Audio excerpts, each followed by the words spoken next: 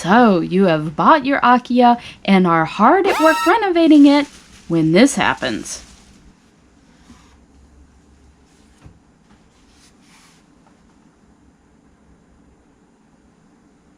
What do I do with this? If you find a sword with no registration paperwork, what do? Well, there is a law in Japan called the Judoho, or the law regarding firearms and swords. Let me tell you what the law says about finding a sword according to this book. If you find a sword with no registration paperwork, Japan considers your possession illegal, but it is very easy to remedy this. If you discover an old sword hidden away in your house, take it to your closest police station. Oh, you will need your hanko and your personal identification too. Tell the policeman that you found a sword. After that, one of two things can happen. If you do not want the sword, you can turn the sword over to the police. Problem out of your hands. If you want the sword, the police will have you fill out paperwork saying that the sword was discovered. The police will send out paperwork called hakken todoke to start the procedure for your sword to be appraised for registration. You will receive hakken todoke dezumisho. Don't lose this! The police will give the sword back to you at this point. You will receive notice in the mail regarding when the appraisal for your prefecture will take place. You must follow the instructions on the notice. Don't lose the notice! You will need to bring the sword and the hakken todoke dezumisho you got from the police to your appraisal appointment. The appraisal will cost money, and I'm not really sure how much. I did find a PDF file on the website that did give a list of fees, but I wasn't really sure what it was that I was looking at, so I can't be confident to actually tell you what those fees might be. Your sword will be measured and looked at to prove that it was a sword forged in Japan. Bonus if your sword has a blacksmith name on the tang. If you pass, you get the registration card, and you can proudly display card and sword in your newly renovated Akiya. At the end of World War II, when Japan surrendered on August 15, 1945, Japan was occupied by the American and Australian military. As part of the surrender, all Japanese soldiers had to turn in their swords. They were led to believe that they would get them back, and so a surrender tag with the owner's name was put on the sword, but it was never returned. In Japan, American soldiers went house to house, confiscating all swords and other weapons. They even confiscated swords stored as religious objects in shrines. The swords were thrown into furnaces, thrown off barges into the ocean, or buried.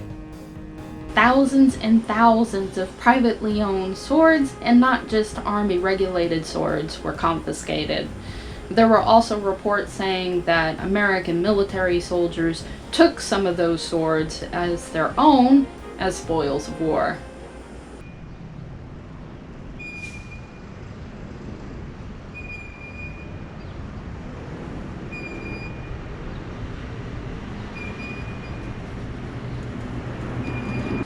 Japanese people started pleading with GHQ about the importance of the Japanese sword being a family heirloom and not just a weapon. And there were many men, both in Japan and in the States, who worked really hard with saving the Japanese sword, but today I would like to introduce you to one of those men, Hosokawa Moratu.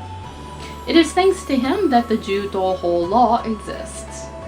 A bureaucrat of the Ministry of the Imperial Household and 16th head of the Hosokawa clan, Hosokawa Moratu was an avid sword collector, seeing the Japanese sword as a work of art made by skilled artisans. On February 24, 1948, Hosokawa establishes what would become the Nihon Bijitsu Touken Hozon Kyokai, or Nichitoho for short, the Society for Preservation of Japanese Art Swords, which works to protect and regulate swords and armor. The Touken Hakubutsukan Japanese Sword Museum is located in Yokohama, Tokyo. The English version of the website says nothing about the collection at all.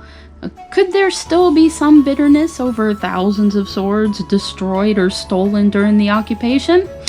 I can totally understand that. My sword was legally purchased here in Japan under the guidance of my Iai sensei. She was appraised as an Osafune no Juiesuke, forged 450 years ago. She was discovered and registered in 1963. I do not see her as a weapon, but as a giver of spiritual protection. Had she been confiscated and destroyed by the American military, I would not be able to enjoy her beauty today. So let us remember Hosokawa Moratu for saving the Japanese sword. Because of him, my sword Mitsuyuki was able to survive to the present day.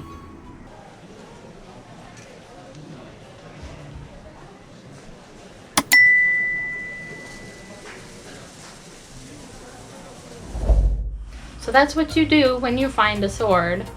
For more information, contact your police station in regards to discoveries, or with the Board of Education in regards to the law on firearms and swords. More than likely, you will need to have an interpreter with you if you are not confident in your Japanese proficiency. If you do not have these books, I recommend that you get them. The Introduction to Japanese Swords Through Pictures 1 and 2.